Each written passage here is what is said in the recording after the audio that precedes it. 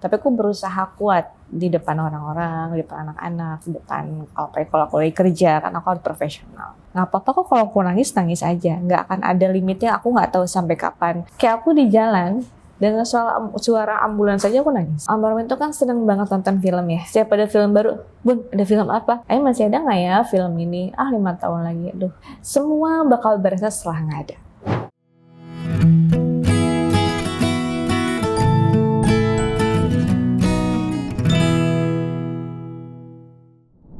Selamat datang di Lollipop, Love, Life, and Podcast. Di sini kita nggak cuma ngobrol soal cinta yang manis, tapi juga tentang kehilangan, tentang bertahan, dan tentang bagaimana seseorang tetap berdiri meski hatinya juga runtuh.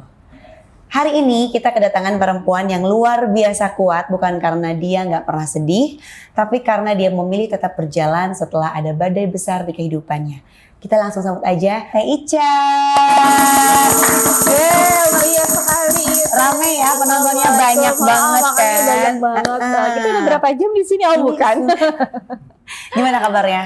Alhamdulillah baik. Gimana kemarin, lancar puasanya bulan lalu? Alhamdulillah. Lancar juga ya. Udah bulan lalu ya. Udah bulan baru lagi. Udah lebaran. Udah lebaran. Oke. Teh Ica, kalau melihat diri kamu hari ini, satu rasa apa sih yang paling menggambarkan fase hidup yang lagi Teteh jalanin? Dan hal apa sih yang membuat kamu sampai saat ini tuh kuat gitu? Apa? Satu rasa. Satu perasaannya. Betul, sama hal apa yang bikin kamu kuat sampai hari ini? Sebenarnya kalau mau jujur ya, mungkin aku in front of orang gitu. I have to depan orang, semua orang. Mungkin aku bisa berpura-pura baik, I have to pretending that I'm okay gitu. Cuma kan kalau hati kan pasti sakit ya, pasti rapuh, pasti sedih, itu udah pasti banget. Tapi aku berusaha kuat di depan orang-orang, di depan anak-anak, di depan kalau aku lagi kerja, kan aku harus profesional. Ya pasti perasaannya sakit lah. Perasaannya itu karena aku tuh sekarang di dalam fase yang gak apa-apa kok aku masih berduka, gak apa-apa kok kalau aku nangis aja. Cuma hidup harus berjalan terus, tapi masa grieving itu nggak akan bisa ada waktunya, nggak akan ada limitnya. Aku nggak tahu sampai kapan. Karena gini loh sayang, aku tuh cepat ke-trigger. Namanya kalau lagi berduka itu kan sensitif level akut ya. Maksudnya kita pasti lebih baper. Yeah. Kayak aku di jalan dengan suara ambulans saja aku nangis, karena masih keinget pada saat kejadian. Terus denger lagu apa yang sedih-sedih gitu. Nangis. Tapi itu pada saat aku sendiri. Kalau pada saat lagi sama anak-anak ya aku lebih kuat. Itu sih yang lagi aku jalanin, perasaannya ya mencoba untuk menjalani seperti normal, tapi menikmati juga masa-masa berdukanya gitu. Tetap menikmati walaupun hati juga sedih, tapi tetap harus berjalan juga untuk kehidupannya gitu ya. Kalem ya. Kalau tadi ramai gitu ya, sekarang yang kalem. Oke, Teteh pernah nggak menyampaikan kalau misalkan bahwa ada firasat gitu ya sebelum almarhum kemarin mengalami kecelakaan, ada momen nggak sih, kan dia tuh sempat mengatakan pamit kayak gitu ya di berita kan, dan memberikan hadiah juga untuk anak-anak.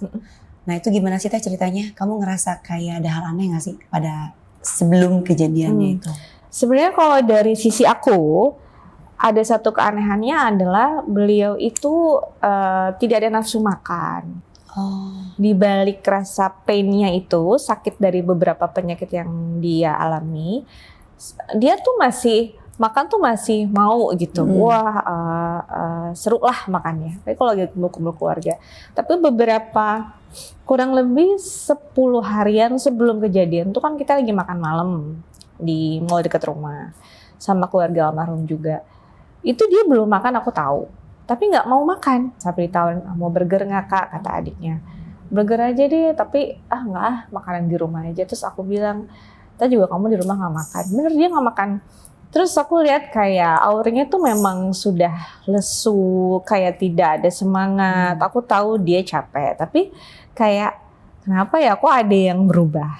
Nah pada saat kejadian itu pamitnya bukan ke aku, tapi pada saat itu aku tuh pamit, ayah aku jalan dulu ya karena aku nggak ada acara pada sore itu sebelum kejadian, jadi kan malam.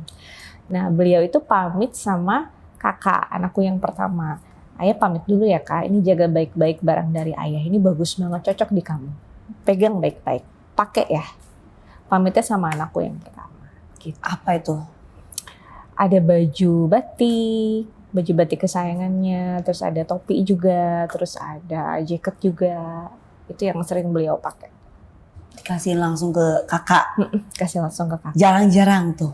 Kayak gitu. Sebenarnya kalau ngasih barang tuh Almar tuh senang banget. Cuma pada saat itu entah kenapa kata kakak, kok bilangnya pamit sih bun?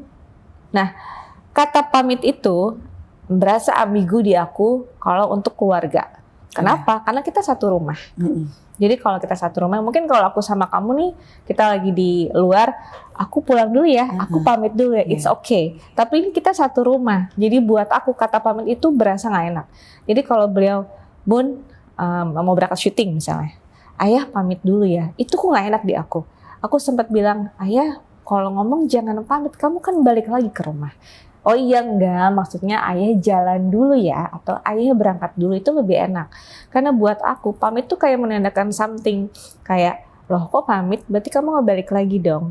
Itu beberapa bulan terakhir ngomongnya seperti itu. Beberapa bulan terakhir? Iya, kadang itu kayak mau ngomong jalan dulu atau berangkat dulu jadi pamit. Aku nggak boleh ngomong gitu, aku bilang gitu. Enggak, oh iya, astagfirullahaladzim lupa kata beliau gitu. Pada akhirnya waktu pas pamit sama kakak bilang pamit, terus kakak bilang sama teteh? Iya. Teteh juga langsung tegur waktu itu? Iya, aku langsung tegur. Nah, aku pada saat kejadian itu aku udah gak ada, aku lagi pergi, tapi dia bilang pamit itu sama kakak. Kalau sama aku tuh beberapa bulan terakhir sering ngomong begitu setiap beliau mau berangkat syuting, mau ada kegiatan selalu, bun, ayah pamit dulu ya. Langsung aku tegur, jangan ngomong begitu. Kemarin seperti tegur pas ke kakak pamit sama teteh? Enggak, aku kan lagi nggak di rumah.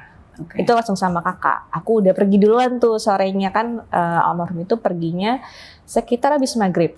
Terus kakak ngomong pas udah kejadian dia ngomong sama aku.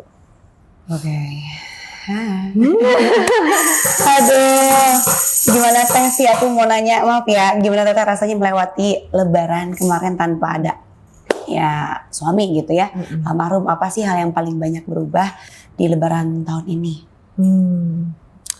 Ya banyak lah, udah pasti lah. Kayak kemarin tuh, kan tahun kemarin tuh kita kerja sama ada salah satu brand modest wear gitu kan. Terus kita foto baju couple gitu. Terus tahun ini brand itu ngajakin aku kerja sama lagi. Terus aku kayak, aduh throwback nih.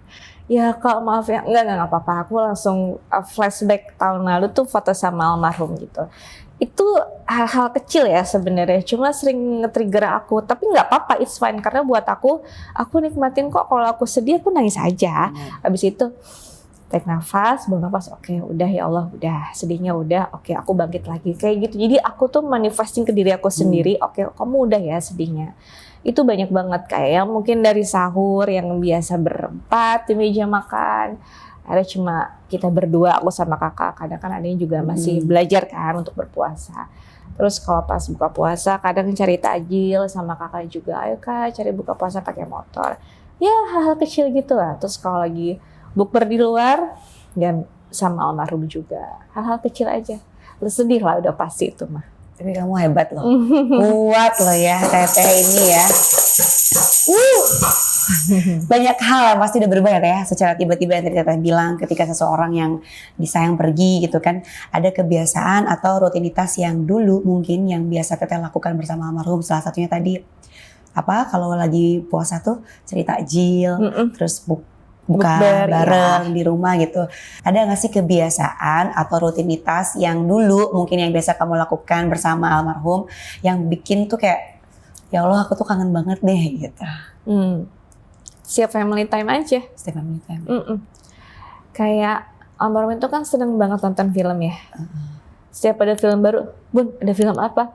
Astagfirullah, masih pagi, nggak cek aja, belum buka. Aksesorisnya belum buka, aku bilang gitu. Ya cek aja, pengen nonton gitu. Terus jadi sekarang kalau ke bioskop gitu, atau kan beliau itu sering banget, rajin banget ngirim video reels teh di IG. kocak-kocak gitu. Kocak lah, atau film-film Iya, baru. iya. Bun, bagus nih. Terus kenapa? Bun, bagus nih. Gitu sering banget tuh ngirim-ngirim kayak gitu. Itu kode kayak, aku pengen nonton itu. Jadi sekarang ke-triggernya kalau setiap ke bioskop terus keinget terus nangis gitu-gitu. Kakak juga sama adek juga. Kalau setiap kalau lihat film baru tuh, biasanya sama ayah ya. Soalnya beliau tuh sering banget ngomong ini. Kan kakak kan sering ngomong, ya nanti film Avatar berapa tahun lagi nih, yang ketiga tahun ini. Nanti film Spider-Man tahun ini. Film ini ada nih beberapa tahun kemudian ada film lagi. Terus beliau ngomong ini, ayah masih ada nggak ya?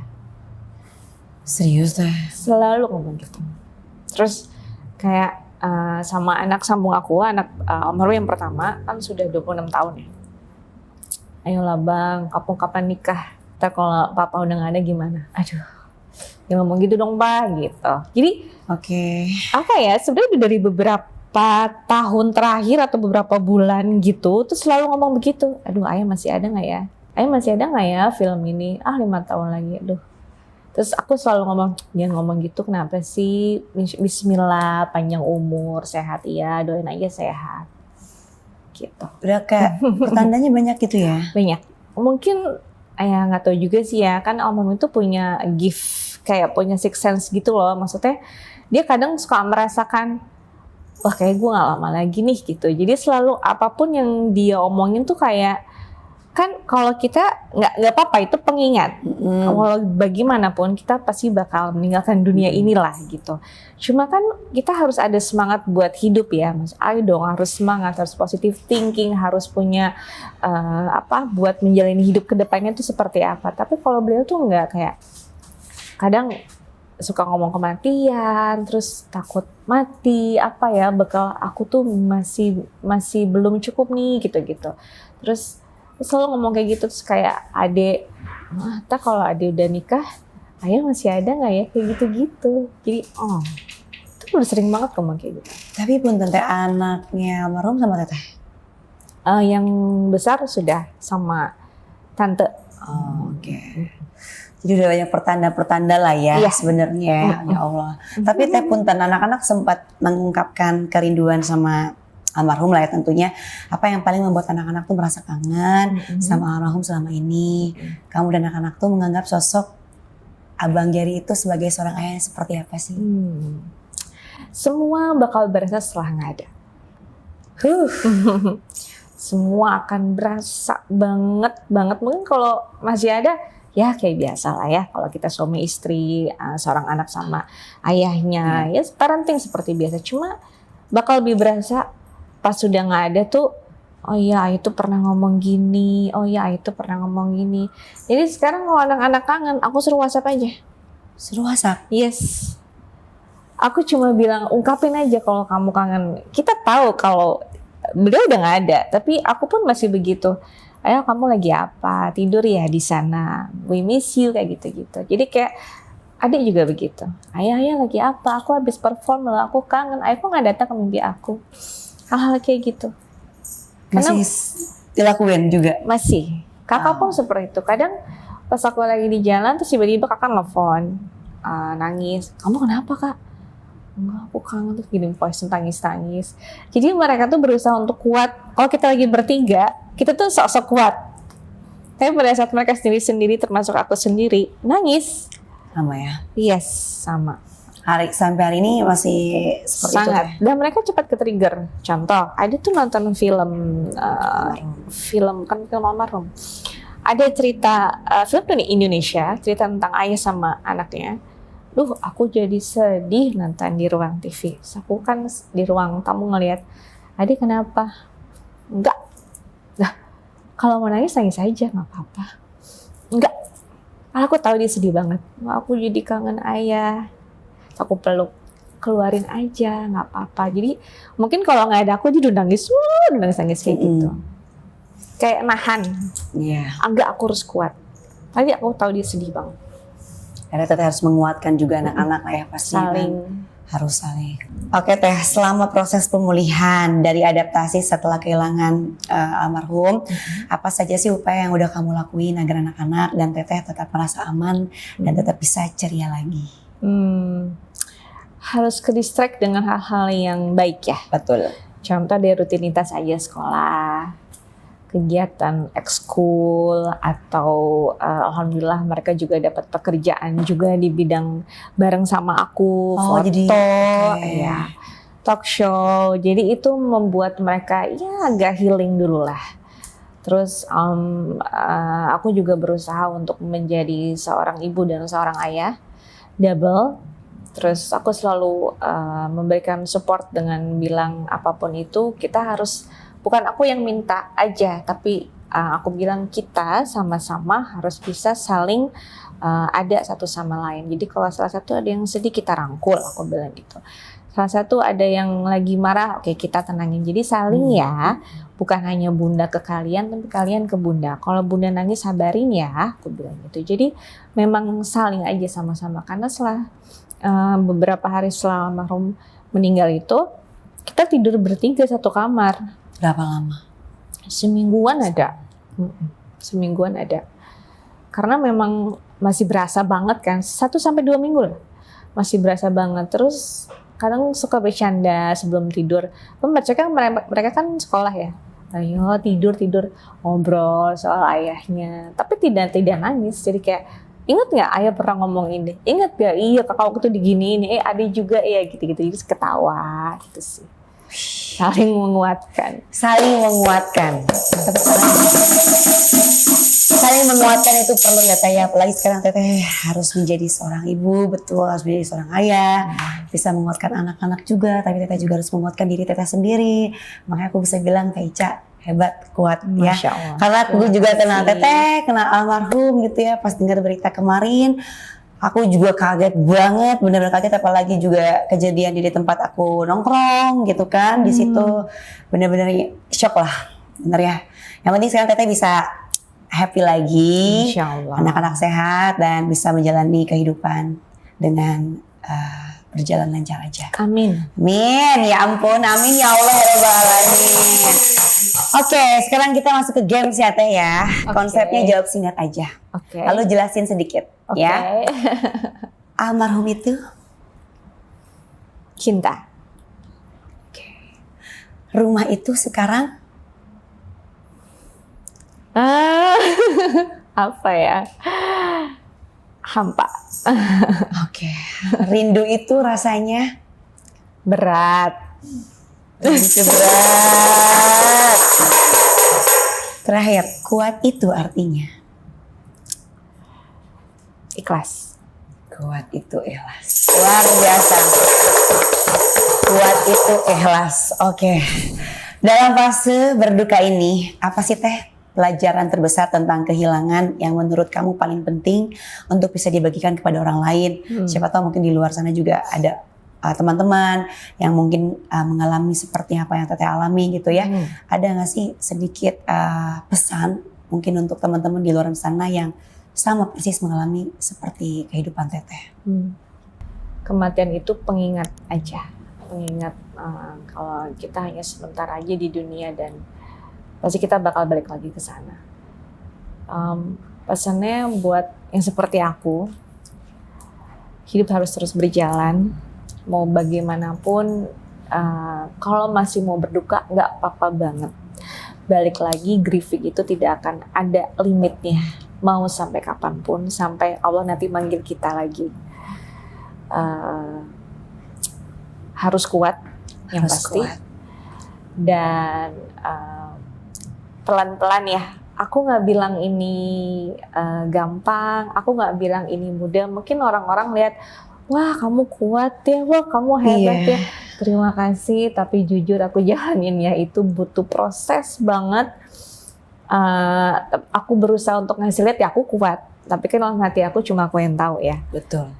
Itu butuh proses, tapi jangan pernah takut. Selama masih ada Allah, insya Allah bakal lebih tenang, bakal lebih aman.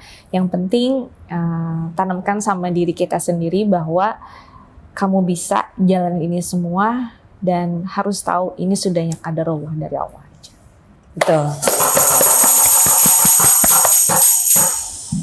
Oke. Beduk tuh suaranya. Teteh dari dulu kan dikenal sebagai Richa Iska. Gimana Teteh transformasi dari Teteh pasca beliau pergi? Ada teman cerita nggak sih Teh? Punten. Teman cerita ada. Kalau nggak anak-anak, sahabat-sahabat aku.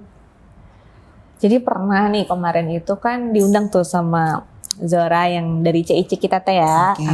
Kan lagi launching film barunya. Film barunya itu kan tentang seorang bunda ya yang emang pass away gitu loh, sakit. Dan situ ada adegan, dia sangat trigger aku lagi nonton.